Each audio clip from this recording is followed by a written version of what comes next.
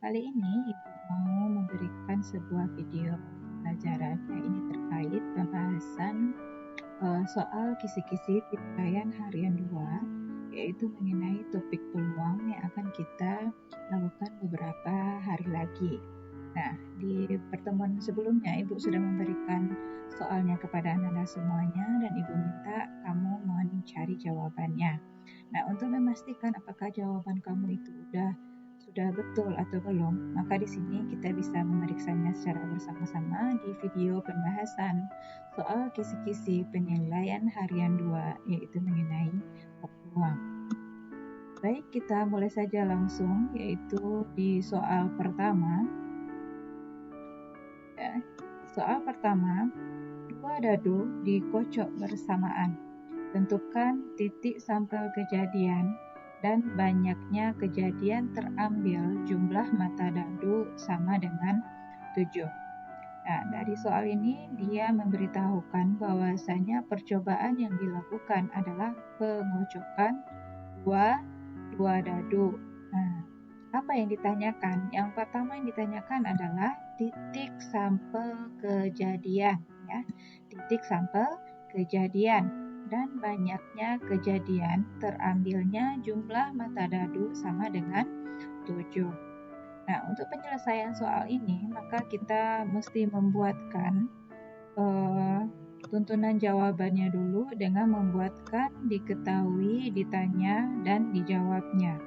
Nah, dalam pembahasan kali ini, bagian diketahuinya cukup kita buatkan di sini percobaan apa yang dilakukan. Nah, di sini yang disebutkan dalam soal adalah pengocokan 2 dadu. Nah, maka pada bagian diketahui kita buat informasinya bahwasanya percobaannya adalah pengocokan 2 dadu. Kemudian, apalagi yang kita butuhkan untuk dituliskan pada bagian diketahuinya? Nah, ini dilihat dari soalnya. Kejadian yang disebutkan di sini adalah terambilnya jumlah mata dadu sama dengan 7. Nah, sebelum itu kita ingat dulu bahwasanya kalau pengocokan 2 dadu itu berapa banyak titik sampelnya. Nah, untuk pengocokan 2 dadu, ingat satu dadu itu titik sampelnya ada 6. Nah, kalau dia 2 dadu ada berapa berarti jumlah titik sampelnya? Iya, betul. Ya, titik sampelnya ada 36. Nah, karena di sini kejadiannya adalah terambil jumlah mata dadu sama dengan 7, maka pada bagian kejadian kita misalkan A adalah kejadian terambilnya jumlah mata dadu sama dengan 7, ya. Nah, lalu kita buatkan apa yang ditanyakan. Yang ditanyakan di sini adalah tentukan titik sampel kejadian A. Berarti A itu apa aja anggotanya? A, ya. Yang kedua apa yang ditanya? Titik banyaknya titik sampel kejadian. Nah, itu adalah simbolnya NA, ya. Nah, pada bagian jawaban kita lihat nih. A adalah kejadian terambilnya jumlah mata dadu sama dengan 7. Nah, coba kamu pahami.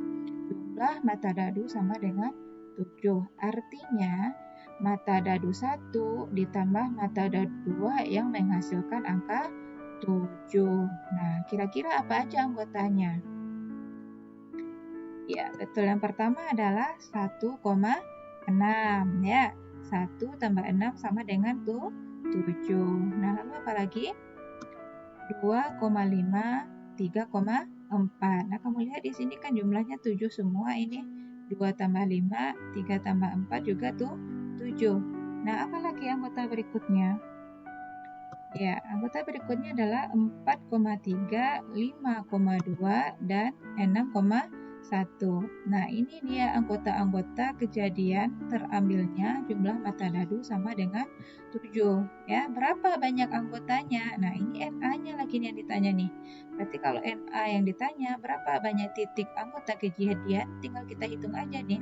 1, 2, 3, 4, 5, 6. Nah, berarti NA-nya adalah sama dengan 6. Nah, ini ada sedikit kesalahan ya, pengetikan. Jadi NA-nya sama dengan 6. Jadi cukup itu aja tuh untuk soal nomor 1. Yang kamu buatkan adalah apa-apa aja anggota kejadiannya dan berapa banyak titik kejadian. Nah, ini sedikit direvisi, nanti anggotanya 6 sini ya. Oke. Nah, untuk soal yang kedua.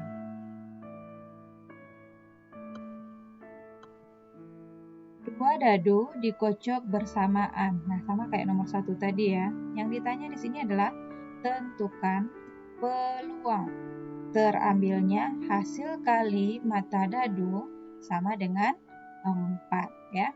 Jadi sekarang kalau tadi adalah jumlah mata dadu, sekarang adalah hasil kali. Kalau tadi cuma ditanya titik kejadian, kalau sekarang yang ditanya adalah peluang ya. Nah, sama halnya dengan soal nomor 1, maka pada bagian pembahasan kita buatkan juga diketahuinya. Ya, apa diketahui? Nah, diketahui adalah percobaannya percobaan apa? Nah, ini apa percobaannya? Percobaan dua dadu ya. Dengan NS-nya adalah sama dengan 36 ya.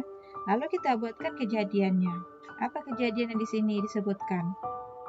Ya, jadi kejadiannya adalah hasil kali mata dadu sama dengan 4. Nah, kita misalkan kejadiannya itu adalah A, jadi nggak selalu A ya, boleh B, boleh C. Nah, ini Ibu ambil A aja biar mudah gitu. Jadi A adalah kejadian terambilnya hasil kali mata dadu sama dengan 4 ya. Lalu buatkan apa-apa aja tuh anggotanya. Yang pertama yaitu yang menghasilkan angka 4 adalah 1 dengan 4. Jadi mata dadu 1 ada angkanya adalah 1, mata dadu 2 angkanya 4. Jadi 1 kali 4 di sini adalah sama dengan 4. Nah, kira-kira apa anggota berikutnya? Ya, 2,2 ya. Lalu apa lagi? 4,1. Jadi ini nih anggota kejadian atau disebut juga dengan titik sampelnya. Titik sampel hasil kali mata dadu sama dengan 4. Nah, berapa banyak NA-nya? Ya, NA-nya ada 3. Nah, kemudian yang ditanya di sini kan bukan banyak titik sampel sama titik sampelnya saja ya, tapi yang ditanya adalah kan peluang. Nah, ingat ya, simbol dari peluang di sini adalah P. Karena kejadian yang kita misalkan dengan di sini adalah A, maka pada bagian ditanyanya itu kita tulis PA, yaitu peluang kejadian A. Ya, lihat ya apa rumus PA. Nah, bagian jawabannya kita tuliskan. PA apa rumusnya? PA sama dengan NA per NS ya. Jadi banyak titik kejadian A dibagi dengan banyak titik sampel atau ruang sampel. Nah, NA-nya udah dapat di sini yaitu 3 ya, dengan NS-nya 36. Maka NA per NS sama dengan 3 per 36 ya. Boleh disederhanakan, ini ketutupan ya. 3 per 36 berarti ini sama dengan 1 per 12 gitu ya. Jadi kita buatkan hasilnya sesederhana mungkin ya. Ini ketutupan ya. Oke. Nah, kita lanjut. Paham ya soal nomor 1 dan nomor 2? Nah, yang nomor 2 yang ditanya hanyalah peluang aja. Oke, lanjut nomor 3. Nah, kalau tadi berbicara tentang 2 dadu, sekarang dibicarakan lagi adalah 2 logam. 2 logam dilambungkan bersamaan sebanyak 50 kali. Tentukan frekuensi harapan munculnya, kedua sisinya adalah gambar. Jadi kalau 2 logam mesti kamu ingat tuh, 1 logam itu ruang sampelnya apa aja? 1 logam itu ruang sampelnya ada angka, ada gambar. Ya, ini 2 logam nih. Ya, jadi kalau 2 logam berarti titik sampelnya ada berapa? Ya, ada 4 ya. Jadi banyak ruang sampel logam 1 dikali ruang sampel logam 2 ya.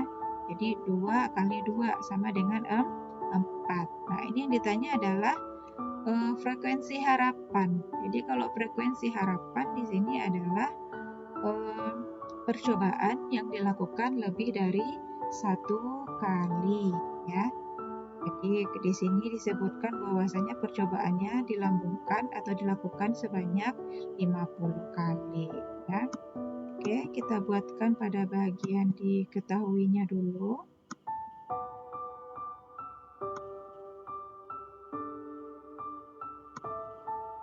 Ya, bagian diketahuinya kita buatkan di sini seperti soal sebelumnya, ya, percobaan apa dia? Nah, tadi dia adalah percobaan pelambungan 2 logam, ya, dengan banyak pelambungan sebanyak 50 kali. Nah, apa yang ditanyakan tadi? Kejadian munculnya kedua-duanya sisi gambar, ya. Jadi kita misalkan A-nya adalah kejadian muncul kedua sisi gambar, ya. Ini NS tadi banyak ruang sampel kalau dia pelambungan 2 logam, ya. Udah Ibu bahas sebelumnya. Nah, apa yang ditanya? Yang ditanya adalah frekuensi harapan yang dengan simbol FH, ya. Ingat lagi ya, rumus FH itu adalah sama dengan N kali PA. Jadi sebelum kita masukkan ke rumus, kita teliti dulu ya, apa saja kejadian dari pelambungan 2 logam yang menghasilkan sisi gambar keduanya. Ya, tentunya jawabannya adalah gambar. Jadi kalau pelambungan 2 logam ada 4 titik sampel ya. Nah, ini dia dapat 4 titik sampel. Yang pertama muncul sisi angka dengan angka, kemudian angka dengan gambar, lalu gambar dengan angka, lalu yang terakhir adalah gambar dengan gambar. Jadi di sini ditanya adalah kejadian munculnya kedua sisi gambar. Maka tentu anggota kejadian A di sini adalah gambar ya, dengan banyak titik kejadian adalah 1 ya. Nah, maka dari informasi ini bisa kita masukkan ke rumus frekuensi harapan tadi, di mana FH adalah sama dengan N kali PA ya. N itu adalah berapa banyak percobaan yang dilakukan. Nah, ini dia, yaitu sebanyak 50 kali ya. Nah, ingat lagi ya, PA atau rumus peluang ini sama dengan NA per NS. Nah, tinggal dimasukkan aja lagi angkanya. Berarti 50 dikali NA-nya 1, NS-nya 4. Jadi 50 dikali 1 per 4. Ya, jadi hasilnya sama dengan 50 per 4. Jadi hasil FH-nya ini boleh kamu desimalkan, boleh juga dalam bentuk pecahan seperti ini aja udah cukup. Ya, kira-kira itu ya soal nomor 3. Bisa dipahami ya? Pembahasan berikutnya kita lanjut di part 2 ya.